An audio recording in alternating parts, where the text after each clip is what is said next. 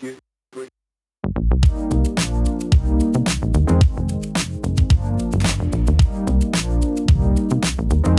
What's up, guys? It's Chris. Right now, I am here in Chautauqua Park. It is a beautiful spring day here in Boulder, Colorado.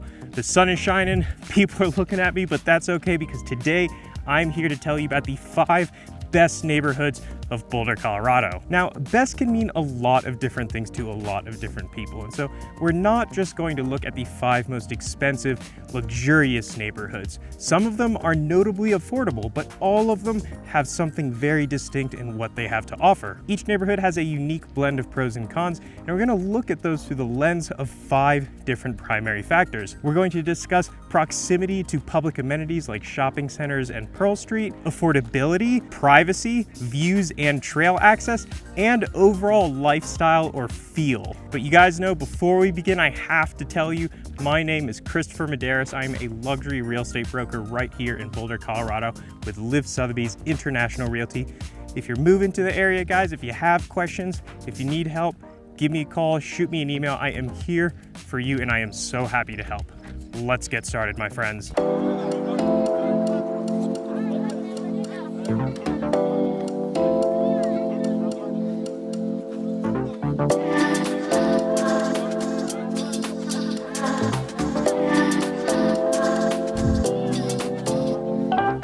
I have saved the best for first, my friends. We are here in one of the most highly coveted communities in not just Boulder, but the entire Front Range, Pine Brook Hills. I mean,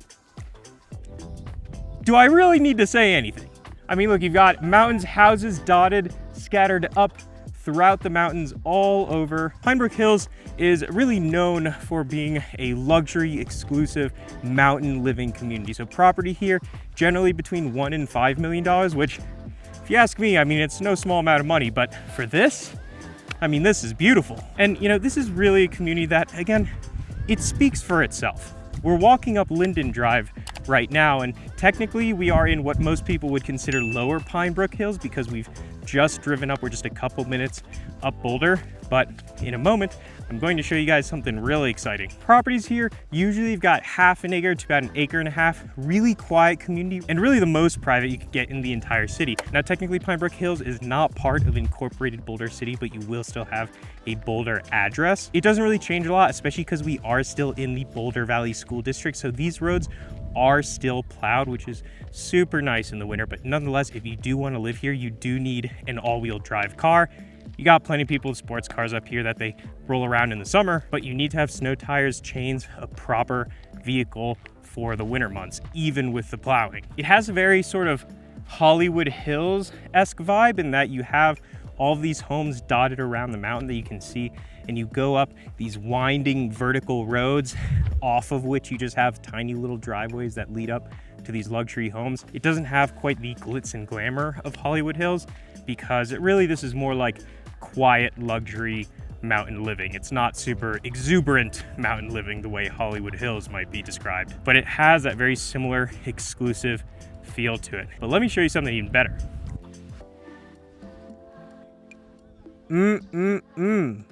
Soak it in. Are those the best mountain views you've ever seen or what? You can see there are homes dotted all around, even as far as those distant mountains you can barely see. Of course, we're kind of outside of Pine Brook Hills there, but this is really just such a great view. I've driven up a couple minutes now up Linden. Now we're kind of in Pine Brook Hills proper as opposed to the lower end. And this just really gives you a good idea of what Pine Brook Hills is all about. Homes scattered all throughout, custom homes, of course. These are all custom, kind of goes without saying. Pine Brook Hills actually originated in the 60s and basically started off as what you could expect something like this starts off as, which is a bunch of cabins just scattered up throughout the mountains. And over time, people discovered it and realized, oh, it's this wonderful place to live. And they started carving out lots basically along the entire mountainside. One thing I do want to note, the most important thing of why Pine Brook Hills is so highly desirable compared to the many other mountain communities Boulder has to offer, is that it is just 10 minutes from the downtown Pearl Street area. There are places in South Boulder that it takes longer to get to downtown Pearl compared to Pine Brook Hills. You get this isolated, secluded, solitary, private mountain living lifestyle without having to be half an hour, 60 minutes from a grocery store. I'm gonna turn around away from the wind here. One more note I want to make on Pine Brook Hills, and this is really important, is on home insurance. Home insurance is really expensive. So after the Marshall Fire that happened in Superior, a lot of insurance companies actually just pulled out of Pine Brook, and the ones that remain, they had to raise their premiums because it's a risky area to insure. So home insurance up here, typically we're starting to see $10,000 to $15,000 a year are the policies for a $1 to $5 million home. Around $1,000 a month just for home insurance. So that's something that if you're going to buy a property here, you really want to be aware of ahead of time. It's not all sunshine and rainbows. I mean, even in a place as beautiful and desirable as Pine Brook Hills, there are still drawbacks. Nonetheless, amazing, beautiful mountain community just 10 minutes outside the city. Give you guys one last shot here. My goodness, I should film up here more often. Right now I'm walking down Mapleton Avenue, one of the first streets ever developed here in Boulder, Colorado back in the late 1800s. This street, along with the neighborhood in which it sits, Mapleton Hill, gets its name from the some 200 silver maple and cottonwood trees that were originally planted when the street was developed to beautify what was otherwise a barren landscape. We're currently in mid-spring, so you can see behind me the trees are just beginning to fill out and form a beautiful canopy over the streets, which give Mapleton its notable aesthetic charm.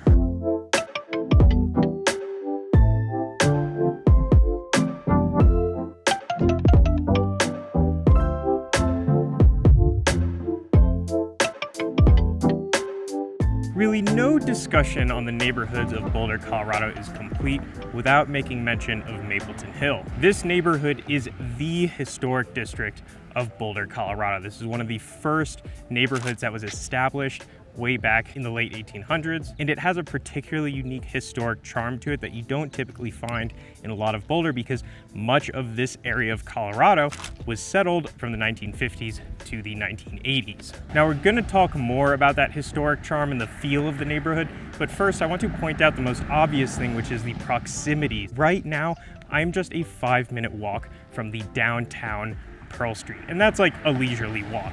We are really talking about some of the most prime location in all of the city. Not only are we right next to the downtown, but we are also up this way, just a couple minutes from Sunshine Canyon, up which you have many trails, but most notably the Sanitas Trail. It has beautiful views overlooking the city. It's a trail that a lot of people in Boulder will hike up during their lunch break or just before or after work. And then of course you're just a few minute drive down Pearl Street going east from bigger amenities like Target and Whole Foods and the 29th Street Mall, which also has things like Home Depot and a variety of restaurants and shops. Prices range from about $1 million all the way up to $12 million. It's a pretty wide range, but it's also because the homes you find here themselves are pretty wide range. So you have anywhere from small cottage bungalows to contemporary modern mansions to old Victorian style homes. And even within the Victorian styles, there's a lot of diversity of what subgenres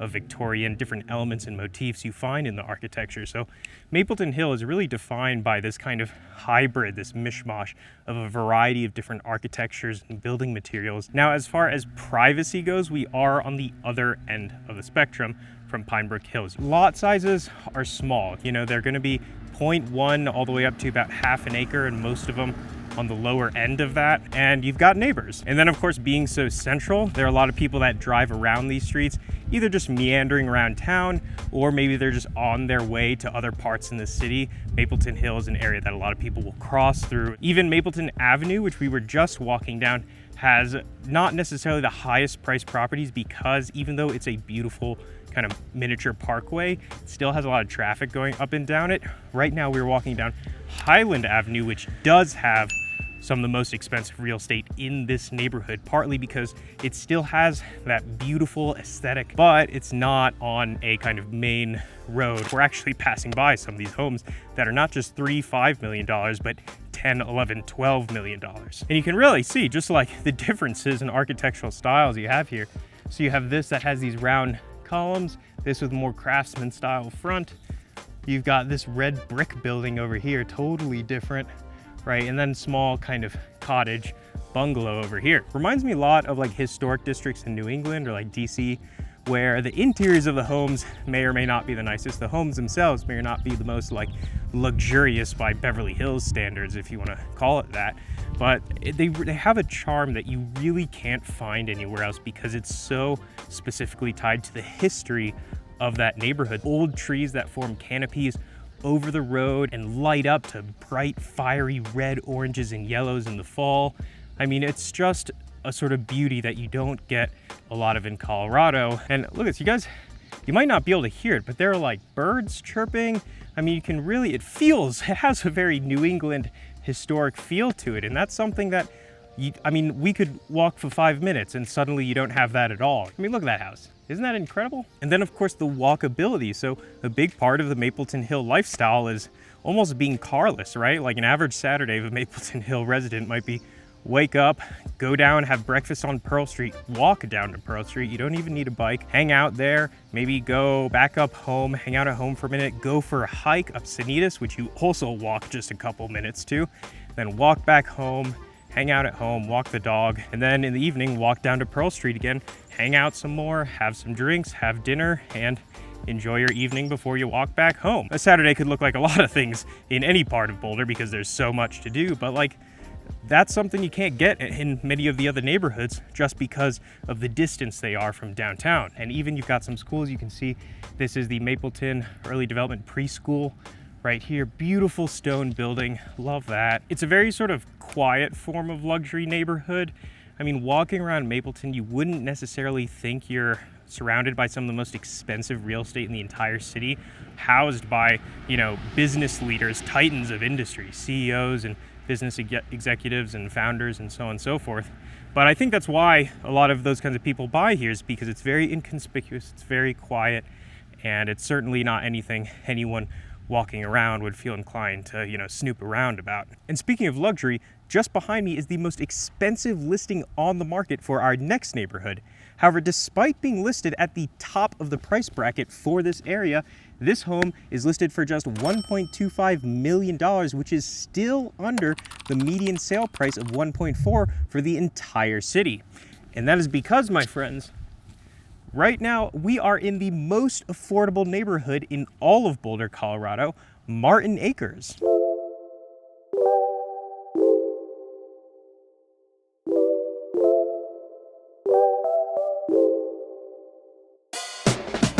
Let's be honest, guys. When we think about the most affordable neighborhood in a city, we're probably thinking about a place that has a little bit higher crime than the rest of the area, doesn't feel particularly safe, even if that's not the case, isn't particularly well kept, and certainly couldn't be described as charming or beautiful. I'm very happy to say, however, that none of those things accurately describe Martin Acres. This neighborhood, located central to South Boulder, is still just as safe as the rest of the city and has its own particular neighborhood charm. Just a few minutes drive away, you have the Table Mesa Shopping Center, which has all your retail needs. You've got the Basemar Shopping Center as well, and then north of Martin Acres, it borders the university. And then you are still just a 5 to 10 minute drive from downtown Pearl Street. You've got Martin Park, a wonderful little park in the area, Creekside Elementary, Halcyon Special Education. It's a wonderful, lovely, charming little neighborhood, and even the views, which aren't as good as a place like Devil's Thumb on the west side, they're still pretty good depending on where you are in Martin Acres. And trail access, you're not bordering it, but you're still just a couple minute drive from NCAR, one of the main trailheads of South Boulder, and one of the best in the city in my opinion. So this begs the question, why is this neighborhood that has its own charm, safety, and beauty to it, sitting at $700,000 to $1.3 million in price range, not even breaking that 1.4 median price point? The answer to that question, I think, really lies more in the houses themselves. You see, Martin Acres was one of the first neighborhoods formed in South Boulder, sort of the genesis of this region, and it was developed primarily in the 1950s, just during the post-war housing boom. Now, because of that time period, the majority of homes that were built around here, as you can see, were just small one-story ranches, and Martin Acres itself is kind of like the land of the ranches. And what this means is that even though the homes themselves are fine, You're just talking about homes that are 1,000, 1,500 square feet in size with no basement and maybe a one-car garage. Now, there are some exceptions, and the neighborhood is renovating and becoming nicer, partly because there's so much opportunity for flipping homes here. But ultimately, it's a neighborhood that, doesn't have particularly big homes. It also doesn't have a lot of privacy, right? These are all 0.15 acre lots. It has a very nuclear family American vibe to it. So, it's like, I hope you like your neighbors because you're gonna see them every day. And we're at the corner of 33rd and Dartmouth, and I'll even show you guys, you can see, there are beautiful views here, and they're a little obstructed, but they're also obstructed by beautiful old trees, so not exactly the worst thing in the world. Now, Martin Acres is a neighborhood with a pretty strong blend of renters and homeowners because of, first of all, the price point, and therefore the rental prices. It tends to be a really affordable place to rent, and it's also bordering the university, so you have a lot of students here. Now, that said, the students who tend to live here are on the older side. They're usually kind of students later in their undergrad, graduate students, PhDs, so on. People who are a little more calm, so it's not like there's a lot of parties going on here, but you do have a nice kind of youthful hum, a sort of energy to the neighborhood where people are out and about, they're biking, they're walking their dogs, they're doing whatever. And so it gives a really nice life to it that I think contributes to the charm it has. And this term charm I use a lot because that's really a term that can describe a lot of Boulder, and it's part of why a lot of people live in Boulder, is that Boulder charm. So we've talked about Pine Brook Hills, which is up in the mountains, expensive, but super, super private. We've talked about Mapleton Hill, which is in the city, still expensive, and also not super private. And then we've talked about Martin Acres, which is affordable and in the city, but also not super private. Christopher, where can I get a home that isn't $3 million, but is in the city, but is also private? Well, first, let me answer another question you might have on your mind, which is, Christopher, why are you standing on somebody's lawn? If you know the punchline to this joke, I love you, and that's because it means that you've watched my official guide to every neighborhood in South Boulder. Second of all, if you haven't watched my official guide to every neighborhood in South Boulder, go watch it. It's an amazing video. It tells you everything you need to know about South Boulder living. Third of all, this is not somebody's lawn. This is, in fact, the head of the Hollyberry Trail. And that is because, my friends, we are here right now in Highland Park.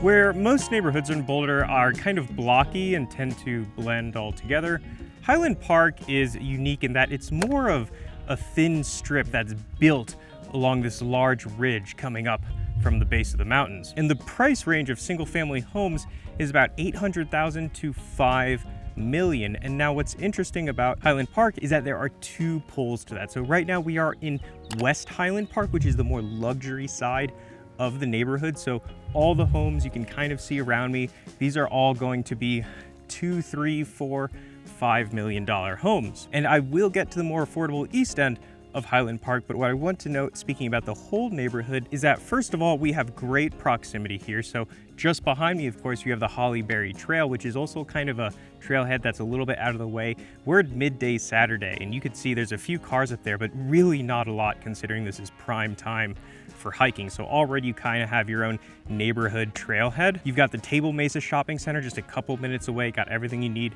for your basic retail. And then you are still, again, just about 10 minutes from downtown Boulder. You're in the city, your home insurance won't be $15,000 a year. Then as far as privacy goes, this is a really private neighborhood, and it specifically has to do with how the streets are laid out. There's really no reason for anyone to drive up these streets. It's not like a neighborhood like Devil's Thumb, for example, where people might naturally find themselves in Devil's Thumb, just sort of driving around, meandering around, or a place like Martin Acres or Mapleton Hill, where people might cross through there going to other places in the city.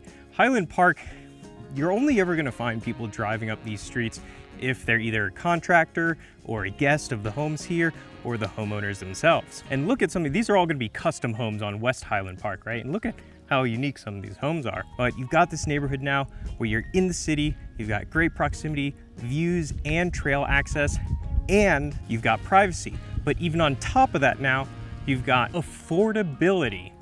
I got the sun shining down on me, so I got my glasses on. But we are here on Dartmouth Avenue, just a couple minutes from where we were, east down the ridge, and we are in East Highland Park. So you can tell already immediately a big difference. We've got more production style ranch homes and bi-levels on lots that are closer to like 0.15, 0.2 standard lot size. And now we're going to be closer to that $1 million mark as opposed to up to $3, $4, $5 million. And even though we have a lower price point, a little more standard of a home, we still have that kind of privacy that you get up in West Highland Park, simply because, once again, no one has a reason to be going up these streets unless you actually live here or are a guest of one of the homes. And all you have to do here is zip down this road and you hit Broadway, which is the main artery that runs north to south. So you still have really great accessibility, even though a lot of people wouldn't really even know this place exists. West Highland views do tend to be better because they are higher up on the hill. Nonetheless, the folks that live in East Highland here on Dartmouth drive up this road to get to their homes, and take a look at that view. Imagine driving home every day after work, and that's what you get to see as the sun sets over the mountains. It's epic. It's beautiful. Now you might be wondering, Christopher, we've seen all these neighborhoods, and the impression I'm getting from you is that even among the best neighborhoods, $1 million, $2 million, the most that gets me is like a 2,000 square foot bi-level. I don't want that. I want like a big home. I want a big house that has a lot of space, a lot of square footage. Can I really not get that for $1 million, $1.5 million in Boulder, Colorado?